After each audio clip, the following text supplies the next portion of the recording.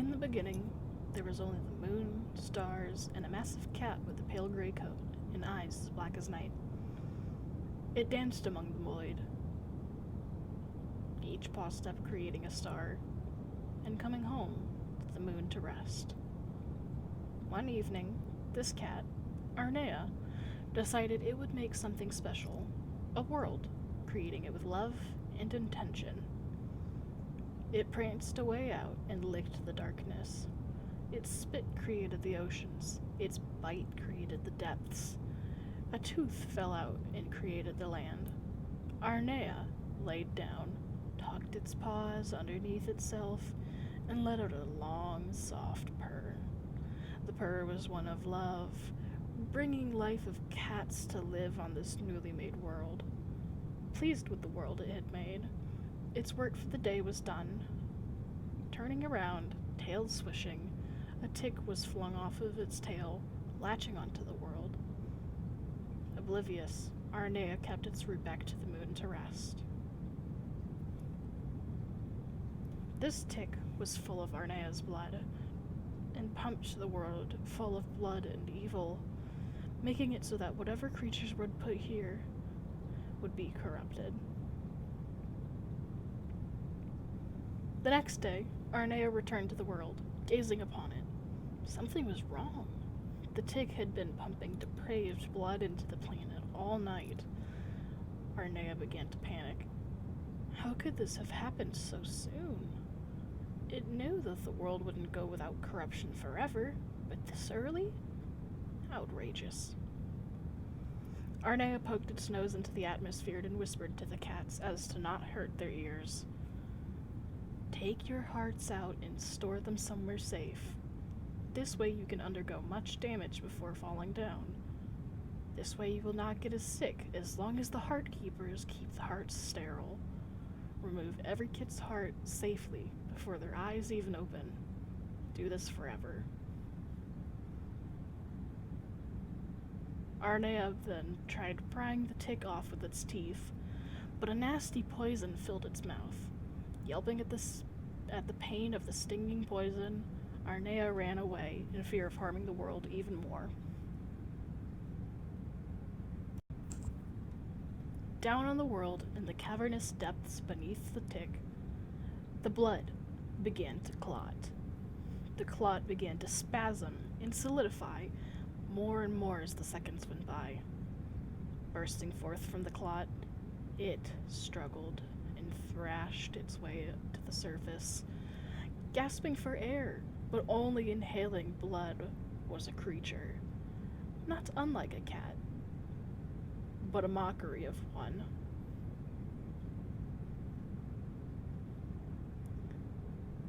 The creature made its way to an opening, walking among the tunnels that the legs of the tick had made. Once he reached the surface, his feet touched the soft grass.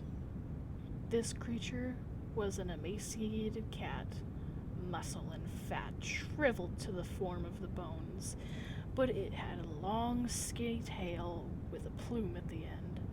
It had horns that curled around its ears and ended beside its cheeks. Its hind legs ended in hooves. This was a creature of hate. The tick shifted, settling deeper into the world, sending a massive quake through the ground. When the earth settled down, the rocks stopped shaking and the dirt stopped shifting. The creature rose his head and spoke aloud. I am Odion. Odion looked down at where his paws were standing. The grass had died. He smiled malevolently and began running as fast and as far as he could, a trail of death and corruption trailing behind him. A burning heat rumbled in his stomach. He retched and writhed and threw up a pile of nothing but stomach acid and blood onto the ground. It had begun getting hotter and hotter and hotter until it sparked and filled the field and went up in blazing flames. Odion cackled and coughed as he ran around, watching the fire spread and corrupting more and more of the ground. He ran into an unimaginably large nose. It was Arnea, peeking into the atmosphere again. She had pulled away, but in the sky you could see it. She let out a deafening hiss, confident and powerful. A blinding ball of light of fire was formed. Odion let out a sickening scream of pain. His eyes began melting away. It melted to where his eyes dropped out of the sockets and blood poured out. He ran away as fast as he could, burning in the sunlight, and down back into the depths of the blood-soaked tunnels underneath the tick.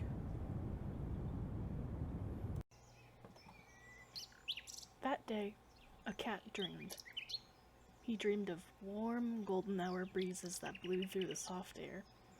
He dreamed of being on the warm wood of the porch, basking with his stomach exposed to the sky. The sky was a warm blue, getting ready for the sun to set, until something wet dropped on his nose from the sky. He sat up and brushed it off with his white paws, licking his nose as well. His stomach sank when realizing that his taste buds were filled with an iron-like taste, and his paw had darkened to a red smudge. Looking back up at the sky, it had darkened to a sickly red, cracking through existence in the shape of lightning. Out of the cracks dripped the maroon life down onto the earth. He ran. He ran for his life off of the porch. Stepping down where the ground should be, there was nothing but an empty pit. Falling, falling, falling, broken and mangled at the bottom, his eyes were watery. He looked up at the sky from deep beneath the earth. The blood was raining into the pit more and more and more. His attempt to swim was all for nothing. His broken body couldn't support itself. He struggled for air, gasping, only filling his mouth and lungs with blood as the pit filled. His mangled, living corpse gave up, sinking, sinking, sinking, until he woke up on the floor of a living room. He had been sleeping on the couch too close to the edge.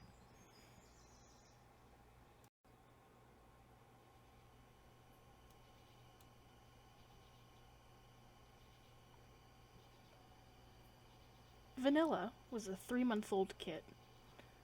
Well, that's what his furless had called him, anyhow. His mother had given him his kin name, Tavra. He had only been living with his housefolk for a few days. He wondered why he had such an awful dream. He shook his head, ears flapping around. Must be the movies he watches with his furless owners, he thought.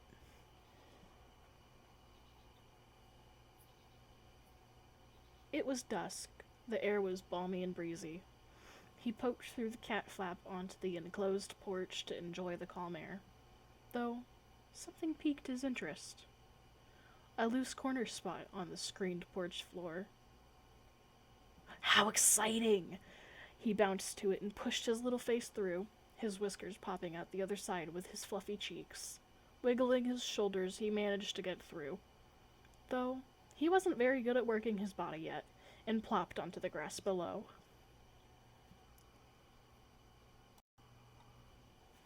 He pranced his little paws through the grass and towards the tree line.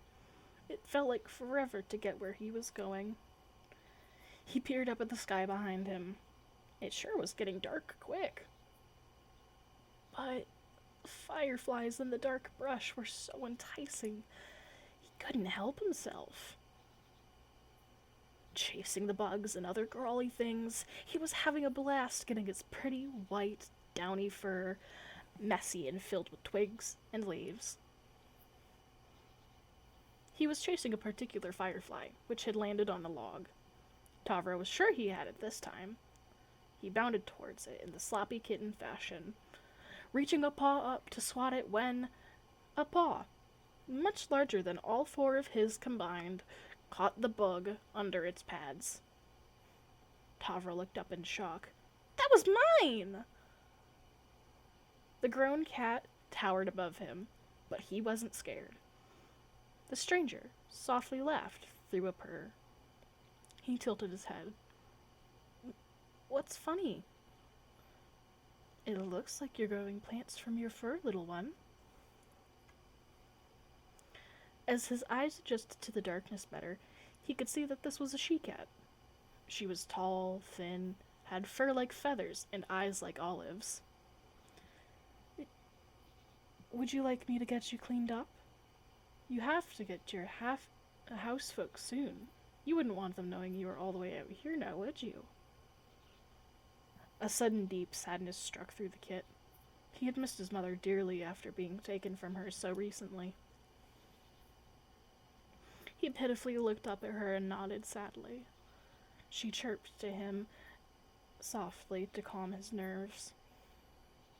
She nudged him into the crook of her tassel-like tail. She smelled of recently weaned kits, milk, and the forest. She gently purred and picked the brush out of his fur before smoothing it down and washing it. My name is Fawn Moon, but you can call me Nyala. He jerked a little. My mama said kin names are for family only. Little one, we are all children of Arnea. We are all connected by her paw steps. We are all kin in that way. She licked his ear. Who? Arnea. She smiled and twitched her tail, playfully tickling his nose. She's the cat that lives in the sky. They say every star is a paw step. She is the moon, the sun, the clouds. She is the beautiful blues. She is the powerful oranges. His eyes sparkled as he looked up through the foliage at the soft stars appearing in the sky. My name is Tavra. Nilla! A treat bag rattled as his furless called out to him. Fawn Moon purred and stood up on the log. Let's get you home. Make sure you don't mess up your fur. That's pretty and clean as well. Tavra nodded, feeling comfort and curiosity. The two cats bounded through the forest and back into the backyard. Tavra bounced to the furless and mewed. There you are! The furless noticed Fawn Moon sitting in the grass. Thanks for taking him home, kitty mama. The furless scooped up Tavra and brought him inside. That night, he slept on the window seat in his furless's bedroom, gazing out at the forest until he slowly drifted off to sleep.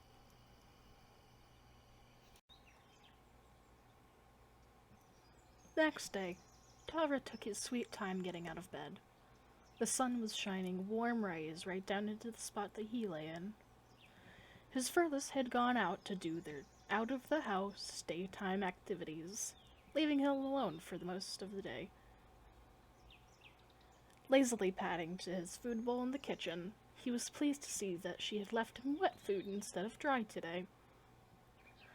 He lapped it all up and took his full belly body through the cat flap and onto the porch. After taking a morning nap on the porch, he awoke to a flock of birds on the ground. Something inside his head told him, "Chase them." This instinct was so powerful that without thinking, he silently darted to the corner where the screen was peeled away. Sliding through, this time he was prepared for the drop and slinked down onto the ground. Crouching low, he stalked through the grass towards the birds, closer, closer, closer, until he could smell them with his pink little nose. Suddenly he sprang into action, placing his paws on the body of one of the birds. He sunk his claws into it, but couldn't get a grasp on it. His recently trimmed claws were no use at catching prey, and the bird flew away with the rest of the flock. a familiar chirp ringing through the air as he stared up, frustrated at the birds that were flying away. He looked over to the tree line where it came from. It was Fawn Moon. Tavra trotted to Fawn Moon. Nyala! I had it, I did! But my dumb furless trimmed my claws yesterday and it got away. She licked the top of his head. I'm sorry that happened, Tavra. Here, would you like to go on a walk? Tavra nodded, his kitten blue eyes glimmering. She flicked her tail and bounded effortlessly into the forest. As her tail disappeared into the leaves, he knew she wasn't going to slow down. He bolted off in her direction.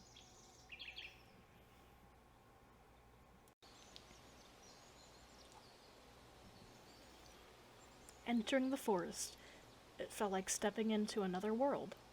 A world he would much rather be in. He ran and ran and ran, but he couldn't find her.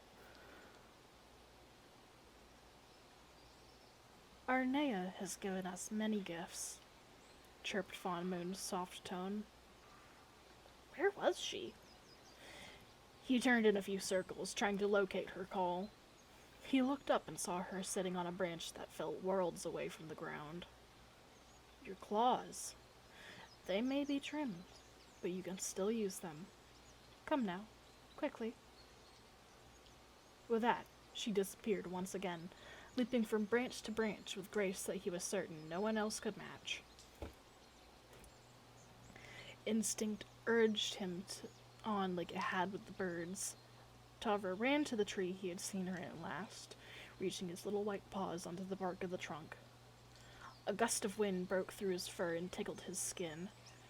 His pupils dilated and he began wildly scratching at the bark. With that, he felt a force stronger than him take over his little body as he burst into a run straight up the tree. He leapt with all his might onto the branch. He had never been up this high before. His ears pinned back and he bounced onto the nearest branch, and the next one, and the next one. Crouching to spring to the next branch, he sprung. Barely catching it with his front arms, he hung from the tree, dangling. He pulled himself up quickly when the wind kicked up again. He could smell something. It was Fawn Moon. He couldn't see her, but he could smell her. She was nearby. He crept down the tree he was in and plopped onto the forest floor. Tavra saw a tail dart into the ferns. It was her. He ran. He ran with all he had. He had never felt so good in his life. Until suddenly, the world opened up around him. The other side of the tree line. Stretched out before him was the most beautiful meadow. The grass was tall and he could see pretty white flowers poking through in between the green. Above him, the sky was clad with fluffy white clouds, and the sun. Oh, the sun felt so good, so warm. His awe was interrupted by a pounce that took him rolling deeper into the field. He hissed and spat, only to realize it was Fawn Moon. She had let him go as quickly as she had caught him. You did so well, Tavra. I have lots to show you. No kidding, he said through catching his breath.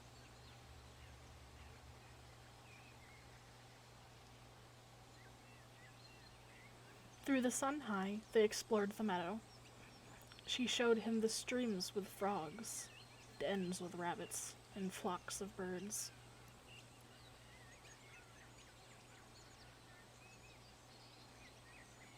The sky began to grow warm blue tone. The sun was setting. Tavra got excited at the fireflies that speckled the field. Fawn Moon finally spoke to him after a long silence.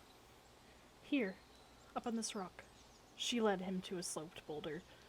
They patted their way up and could see over the grass. In front of them spanned still so much terrain they hadn't explored.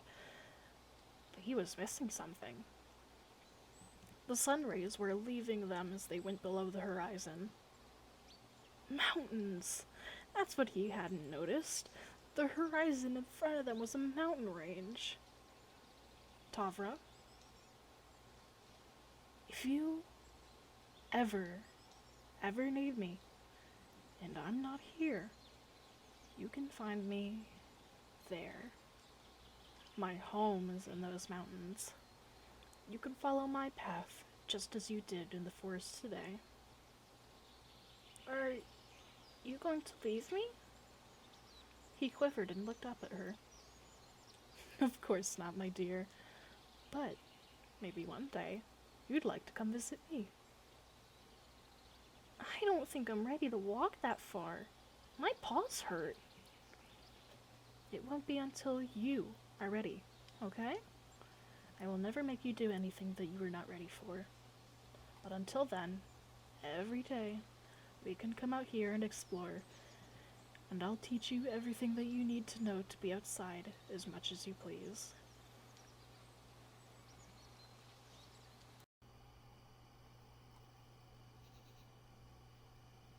The trip through the field and woods took much less time than it had to get all the way out there. The moon was fairly high by this point. Passing through the tree line and into the backyard, Tavra's Furless was waiting on the porch. He bounded through the grass and mewed to his Furless. Looking behind him, at Fawn Moon, he watched as the fireflies lit up around her. Except two behind her stayed lit. He squinted his eyes and tilted his head a little. How odd. Oh well. He squeezed into the corner of the screen and onto the cat flap back inside.